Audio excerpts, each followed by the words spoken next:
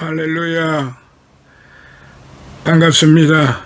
지난 시간에 이어서 요한계시록 6장 10절로부터 이어가도록 하겠습니다. 먼저 10절의 말씀, 그들이 큰 음성으로 울부짖으며 말하기를 거룩하시고 참되신 주여, 땅에 살고 있는 그들을 심판하시어 우리의 피를 갚아주실 날이 얼마나 남았나이까 하더라는 말씀입니다. 자, 첫 번째, 얼마나 남았나이까.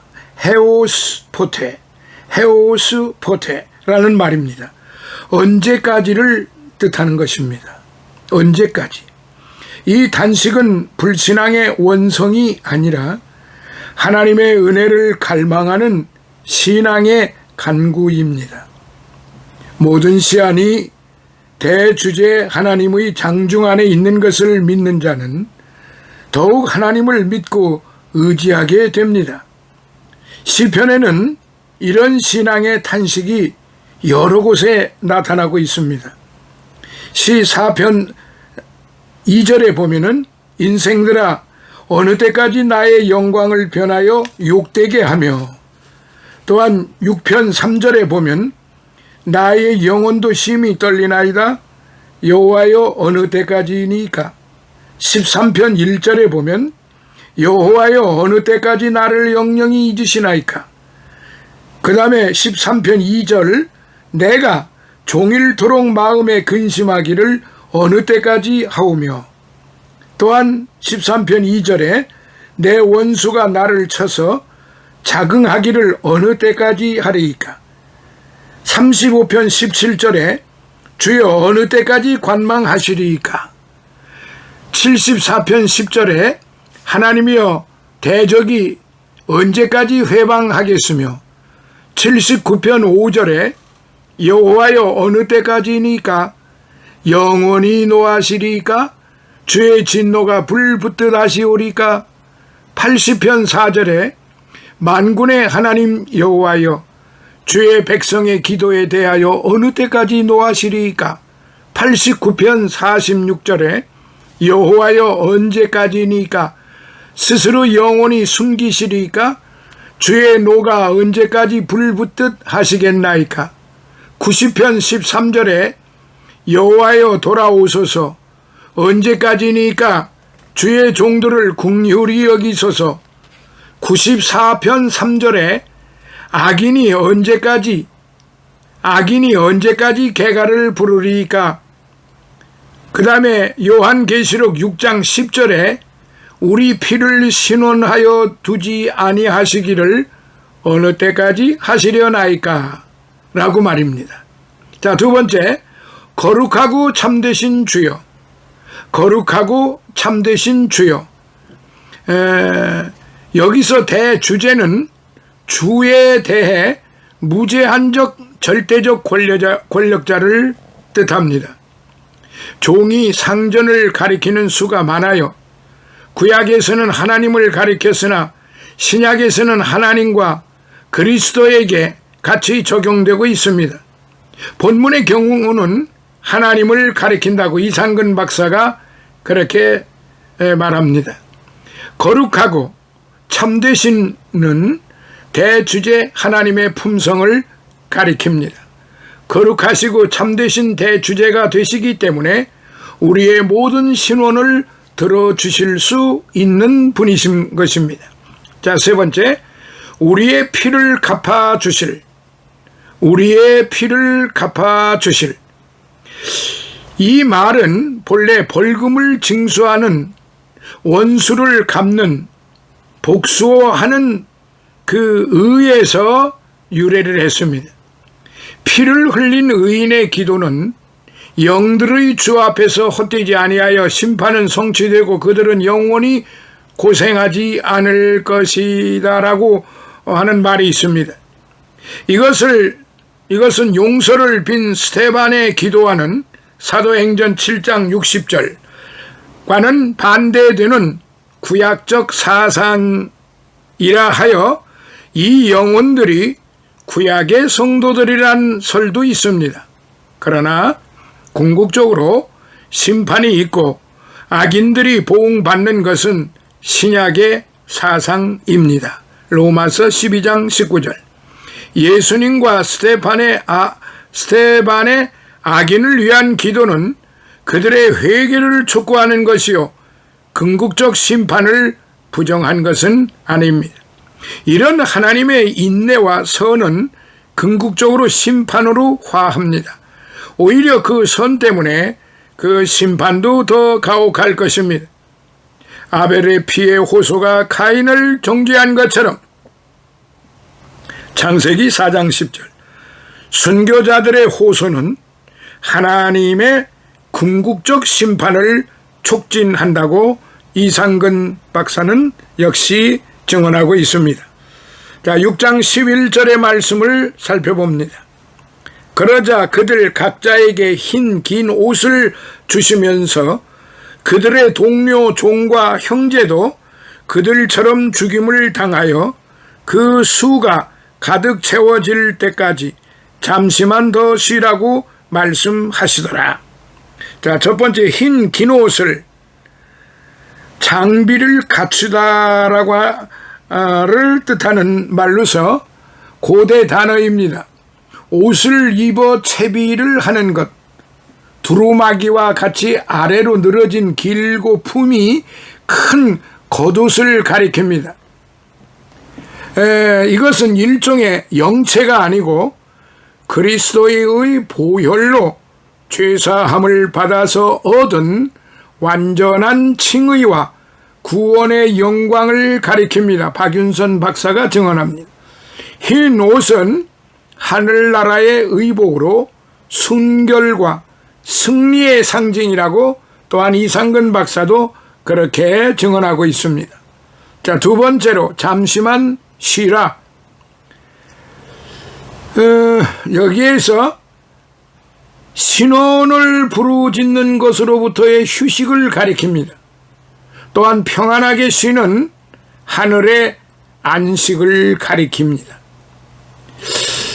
여기에서 첫째로 순례자의 대관식의 날이요, 둘째로 고된 노동에서 쉬는 날이 쉬는 날이요, 셋째로 하나님께 향하는 출발이요, 넷째 장막으로부터 천국 궁전으로 전환하는 날이요, 다섯째 노예 생활로부터의 해방이라고 그렇게 학자들은 말하고 있습니다. 잠시만 쉬라라고. 아나파우손타이 에티크로는 미크론이라는 이 말, 아나타파우손타이 에티크로는 미크론, 이 말은 잠시만 쉬라는 뜻인데 바로 그 날이 대관식의 날이요, 쉬는 날이요, 하나님께 향하는 출발이요, 장막으로부터 천국 궁전으로 전환하는 날이요, 노예 생활로부터의 해방되는 날이라고 그렇게 말하기도 했습니다. 자, 세 번째, 그 수가 가득 채워질 때까지, 그 수가 가득 채워질 때까지 헤오스 후 플레로손타이, 헤오스 후 플레로손타이, 가득 채우다라는 뜻입니다. 그래서 가득 채워질 때까지이며 규칙적인 관용구입니다. 의인의 영혼들이 그들의 방에서 우리가 얼마나 더 여기 머물러야 하나이까 묻지 않느냐. 그 외경에 그런 말이 있습니다.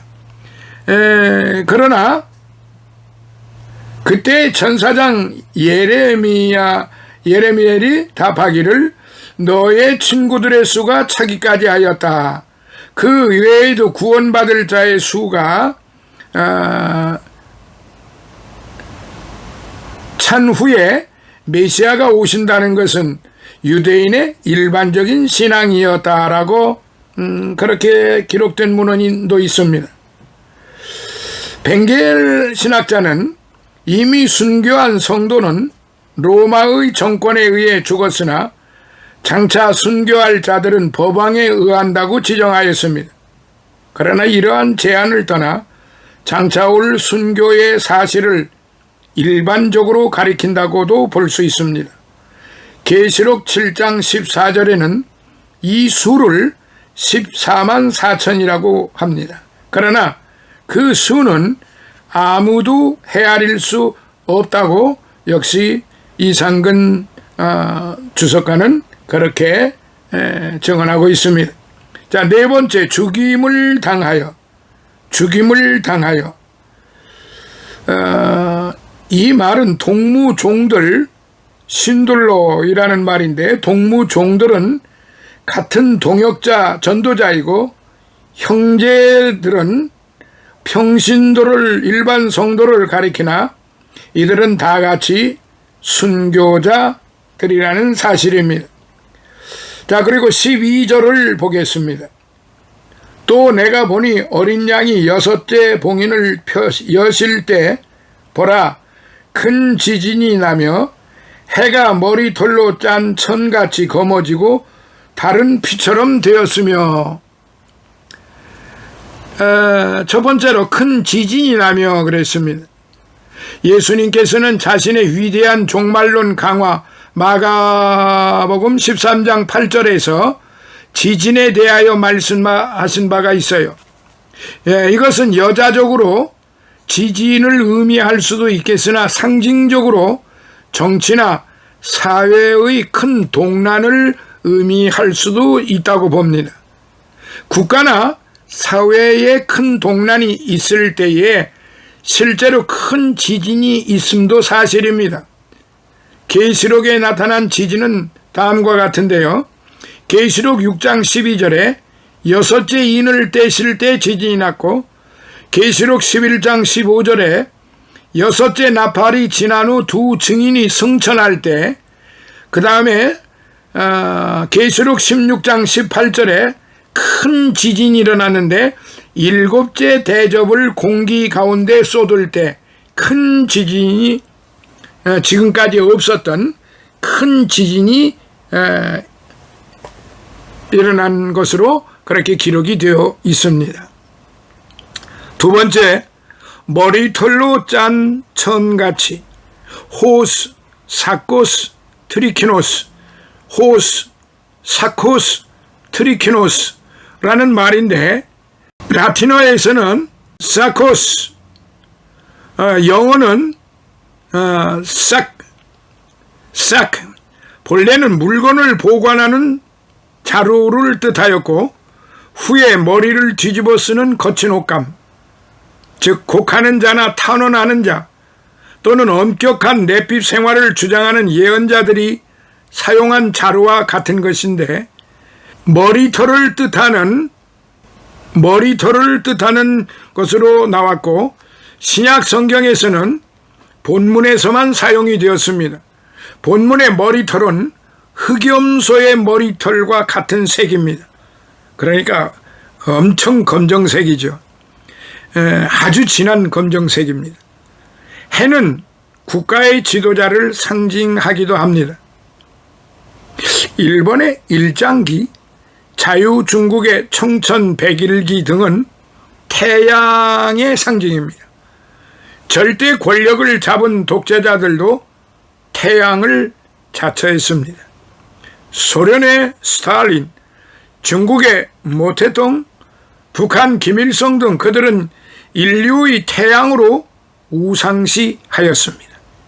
어린 양의 진노의 날에 큰 지진 같은 우주의 대변혁이 일어날 때 이들 태양신은 모두 총담같이 검어질 것입니다.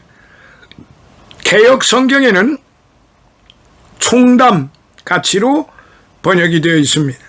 자, 세 번째, 피처럼, 호스 하이마. 사도행전 2장 20절에 베드로가 해가 어두움으로 달이 피로 변하는 것을 기록한 요엘서 2장 31절의 묵시론적인 종말론의 용어를 오순절의 바로 그날의 사건으로 언급하여 주의 크고 영화로운 날이라고 해석하는 것을 찾아볼 수 있습니다. 요엘에 관한 베드로의 해석은 이러한 웅대한 상징들의 문자적인 주석을 경계하도록 환기시키고 있습니다.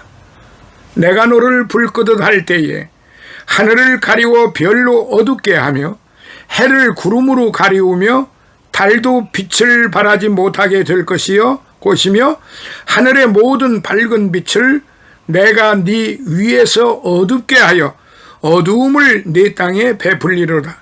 나 주 여호와의 말이로다. 구약성경 에스겔서 32장 7절로부터 8절에 있는 말씀입니다. 또한 마태복음 24장 29절에는 그날 환란 후에 즉시 해가 어두워지며 달이 빛을 내지 아니하며 별들이 하늘에서 떨어지며 하늘의 권능들이 흔들리리라. 이제 계시록 주석에는 달이 피같이 되면 사람의 심성과 행동이 날로 사나워지고 포악해진다고도 하였습니다. 그리고 마태복음 7장 1절부터 6절의 말씀을 인용하였습니다.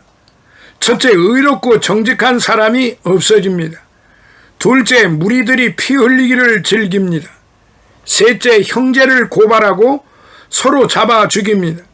넷째, 군장과 재판장은 뇌물을 구합니다. 다섯째, 위선자가 세상의 판도를 장악합니다. 여섯째, 이웃도 믿을 수 없게 됩니다. 일곱째, 친구도 믿을 수 없게 됩니다. 여덟째, 애처도 믿을 수 없습니다. 아홉째, 부자간, 부부간, 고부간이 불화하며 상호 대적합니다. 열 번째, 집안 식구가 원수가 되어버립니다. 마태복음 10장 35절, 누가복음 12장 53절. 그렇습니다. 자, 이제 6장 13절 6장 13절을 보겠습니다. 하늘의 별들이 마치 무화과나무가 강한 바람에 흔들려 설익은 열매가 떨어지듯이 땅에 떨어지며, 첫째로 강한 바람에 흔들려, 큰 바람에 흔들려를 라는 말입니다. 대풍은 큰 바람, 곧 대세를 뜻합니다. 무화과나무는 이스라엘을 상징합니다. 이사야서 5장 7절, 마태복음 24장 32절. 여기 무화과나무는 겨울에 성장하여 봄에 잎이 떨어지는 열매 맺지 않는 무화과를 뜻합니다. 아가서 2장 11절. 예수님께서 세계의 긴 겨울의 종말을 나타내는 표시로서 무화과나무를 보여주셨습니다. 이사야서 34장 4절.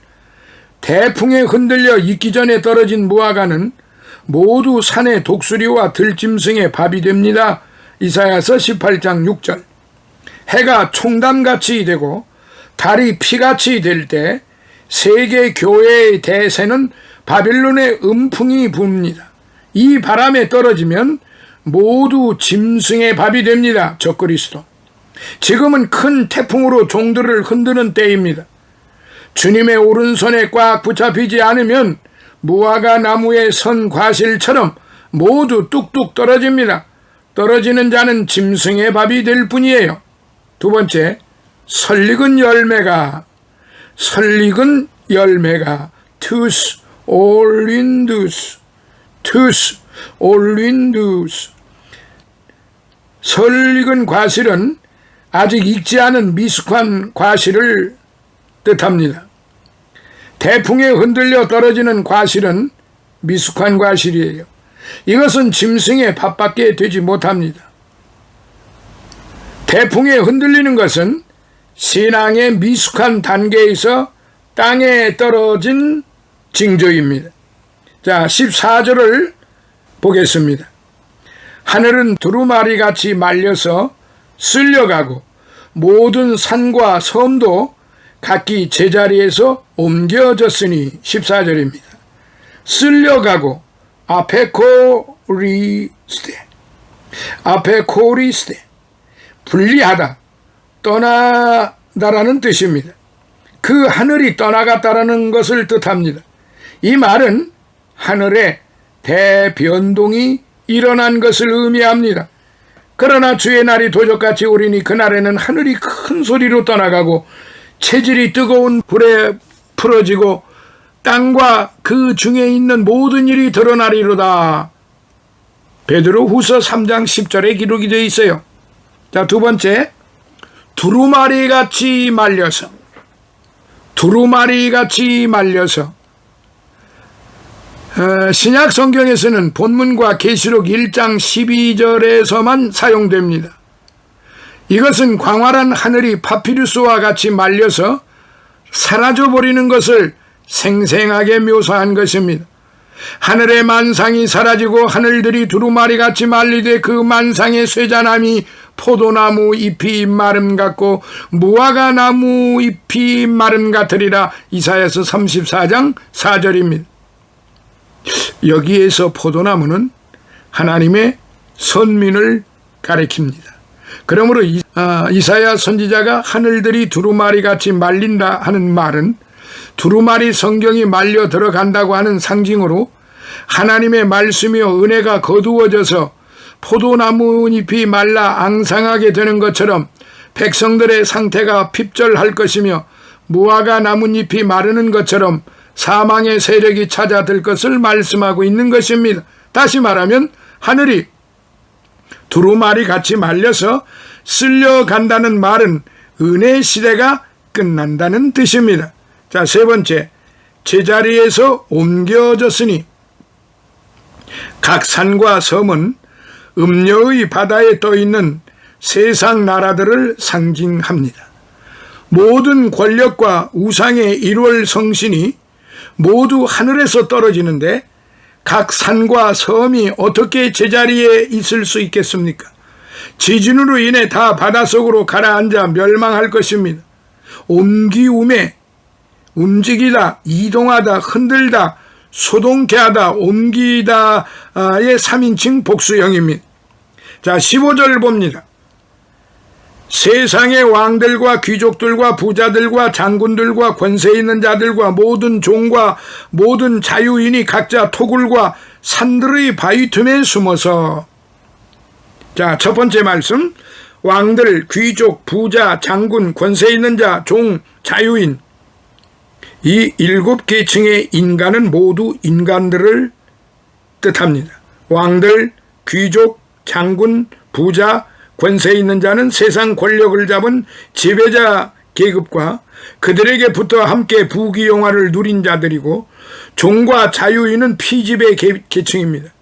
7계층이 5대 2의 비율로 표현된 것은 세상 나라가 약육강식의 악한 나라들이었음을 암시합니다. 여호와께서 땅을 황무케 하실 때 이들은 모두 일반화됩니다. 여호와께서 땅을 공허하게 하시며 황무하게 하시며 뒤집어 엎으시고 그 거민을 흩으시리니 백성과 제사장이 일반일 것이며 종과 상전이 일반일 것이며 비자와 가모가 일반일 것이며 사는 자와 파는 자가 일반일 것이며 체급하는 자와 채용하는 자가 일반일 것이며 이자를 받는 자와 이자를 내는 자가 일반일 것이라. 땅이 온전히 공허하게 되고 온전히 황무하게 되리라. 여호와께서 이 말씀을 하셨느니라. 이사야서 24장 1절로부터 3절에 말씀을 하셨습니다.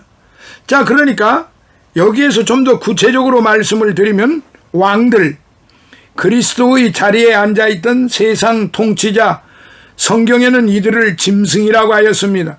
네 짐승은 네 왕입니다. 다니엘서 7장 17절. 이들은 성도들을 많이 괴롭힌 자들이에요. 다니엘서 7장 25절. 자, 두 번째, 귀족들. 고급 관리들로 충복과 같은 위치에 있는 자들인데 성도들을 핍박한 아주 책임자들입니다. 마가복음 6장 21절. 자, 세 번째, 부자들. 민간들이나 군부의 권세를 잡은 사람들 뿐만 아니라 자족하여 풍족함에 빠져 있는 자들, 이들은 대개 예수를 영접하지 않았습니다. 야고보서 5장 4절. 자, 네 번째, 장군들. 수천 명을 명령하는 자, 군단의 지휘관을 뜻하는데 천부장, 마가복음 6장 21절. 예수를 잡은 것도 바울을 결박한 것도 모두 이들의 소행이었습니다. 자, 다섯 번째, 권세 있는 자. 두려움이 없는 강한 용사를 뜻합니다. 이들은 자기 힘으로 과시함으로 그리스도를 영접하지 않는 자들입니다. 여섯 번째, 모든 종, 하층 서민급. 이들은 왕과 대조가 됩니다. 이들은 상전의 두려움과 자신의 비천 때문에 예수님을 영접하지 않습니다. 일곱 번째, 모든 자유인. 이들은 종과 구별이 되어 아무에게도 속박되지 않는 자유인을 뜻합니다. 여기서 참된 자유는 그리스도에게 예속될 때 얻어지는 것입니다. 갈라디아서 5장 13절. 어느 곳에도 예속되지 않는 자유는 이것은 자유가 아니라 방종이라고 볼 수 있습니다. 자, 두 번째, 토굴과 산들의 바위 틈에 숨어서. 토굴과 산들의 바위 틈에 숨어서. 여기 자기 스스로 피난처를 만들고 그곳에 피하려는 자는 참으로 어리석은 자입니다. 아담은 타락후 나무 사이에 숨어 하나님의 낯을 피하려 했으나 마지막 심판의 날에는 굴과 바위 틈에 들어가 숨어 하나님의 낯을 피하려 합니다. 아담은 타락 후 나무 사이에 숨었으나 결코 하나님의 낯을 피하지 못했던 것입니다. 굴과 산과 바위 틈의 생활은 원시인의 주거 생활을 뜻합니다. 지금까지 그들을 호화롭게 했던 찬란한 문명의 도시가 굴과 바위로 전락되는 날입니다. 하나님이 없는 현대 문명이 영적으로 보면 우상을 섬기는 동굴과 바위 틈에 거하는 야만적이요 미개적인 우상 문명인 것입니다.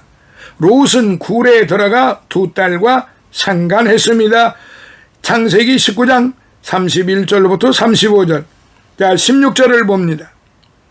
산들과 바위들에게 말하기를 우리 위에 떨어져서 보좌에 앉으신 분의 얼굴과 어린 양의 진노에서 우리를 가리우라. 첫 번째, 우리 위에 떨어져서 지금이라는 뜻입니다. 지금. 파세테 에프 헤마스, 떨어지다라는 말입니다. 긴급을 나타내는 시제이고 그것은 지금이라는 뜻입니다. 두 번째, 어린 양의 진노에서. 어린 양의 진노에서 카이 아포테스 오르게스 투아르니우. 카이 아포테스 오르게스 투아르니우 라는 말인데요. 하나님의 진노는 자주 나타납니다. 그러나 어린 양의 진노는 이곳에만 보입니다. 본래 어린 양은 희생과 온유의 상징이기 때문에 진노라는 말은 격에 맞지 않는 표현이라고 하는 이들도 있습니다. 그러나 그는 이미 속죄의 희생이 되셨기 때문에 진노할 수 있고 이미 관용의 시기는 지나간 것을 뜻합니다. 또한 어린 양은 하나님의 심판의 대권을 행사하므로 그의 진노의 표현은 오히려 자연스러운 것입니다.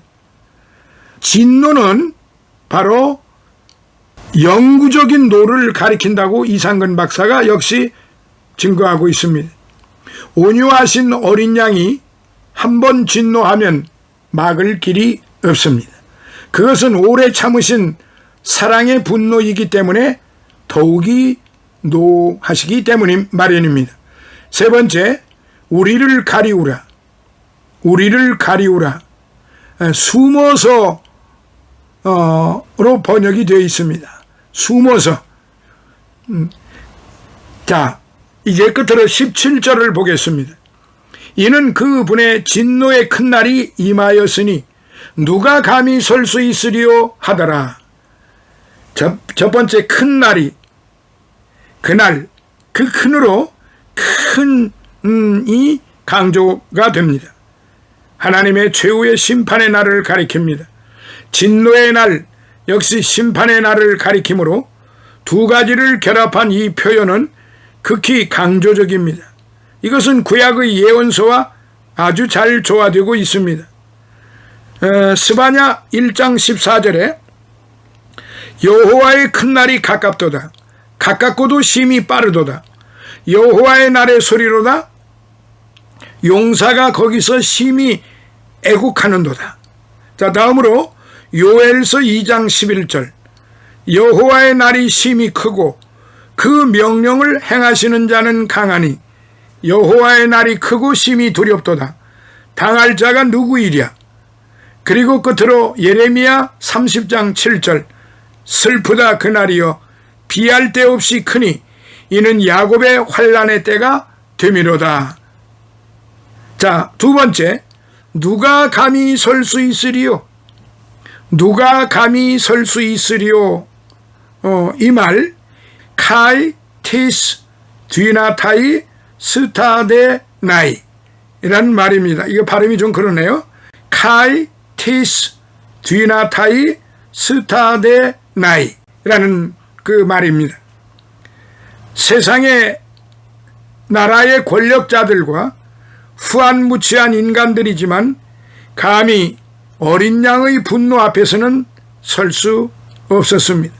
누가 능히 그 분노하신 앞에 서며 누가 능히 그 진노를 감당하랴.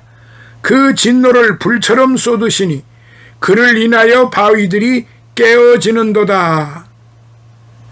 나훔의 1장 6절입니다. 그럼 여기서 이 말씀을 보면은 여섯째 인을 정리하면은 이제 다음과 같습니다. 첫째, 큰 지진이 납니다. 큰 지진이 나며, 둘째, 해가 검은 머리털같이 검어지고, 셋째, 온 달은 피같이 되고, 넷째, 하늘의 별들이 땅에 떨어지고, 다섯째, 무화과 나무는 대풍에 흔들리고, 여섯째, 하늘은 두루마리같이 말려서 쓸려가고, 일곱째, 산과 섬이 제자리에 옮겨지며, 여덟째, 어린 양의 진노의 큰 날이 도래했습니다. 바로 이것이 6장에서 나타나는 전반적인 그 흐름입니다. 이 말씀을 우리가 이제 잘 간파해서 이 여섯째 인을 정리했을 때 어떤 일들이 일어나는가를 지금 말씀드린 대로 큰 지진이 일어났다. 해가 검은 머리털같이 검어졌다. 온 달은 피같이 되었다. 하늘의 별들이 땅에 떨어졌다. 무화과 나무는 대풍에 흔들렸고 하늘은 두루마리같이 말려서 쓸려갔고 산과 섬이 제자리에 옮겨지고 그리고 어린 양의 진노의 큰 날이 도래했다. 바로 제가 종합적으로 말씀드린 것처럼 6장의 흐름은 이렇습니다. 이제 이 말씀을 통해서 우리가 좀 더 6장에서 우리에게 가르쳐주는 그 교훈이 무엇인가 다시 한번 깊이 깨닫는 시간이 되었으면 좋겠고요. 다음 셋째, 넷째 시간은 바로 그 부분에 대해서 좀 더 구체적으로 말씀드리도록 하겠습니다. 오늘은 여기까지입니다. 감사합니다. 할렐루야.